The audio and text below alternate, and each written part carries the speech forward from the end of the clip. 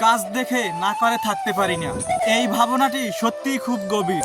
আমাদের জীবনে প্রতিটি আন্দোলনে কাজের গুরুত্ব অপরিসীম। কাজ হলো সেই সাধনা যা আমাদের সামনে নতুন দিগন্ত উন্মোচন করে। কাজের চেষ্টায় করব স্বপ্ন সবার, সফলতা আসবে একদিন। হবে সকলের প্রাম্বিক আসর, নৈকট্য আসি দুঃখের, কাজের মাঝেই সুখ। যেখানে পাই হাসির ফুল, সেখানে নেই ভ্রান্তির মুখ। কষ্ট বেড়ে ওঠা হয়, কাজেই মেলে সার্থকতা।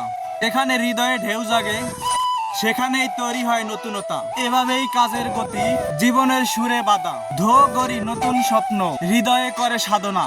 কাজ দেখতে না করতে পারি, এটাই আমার স্বভাব। সফলতার দ্বীপ নিভে জ্বলে, অন্ধকারে কাজের যাত্রা। এই যে সৃষ্টির পথে আমাদের চলা, কাজের সাথেই রইবে জীবনের সুরেলা।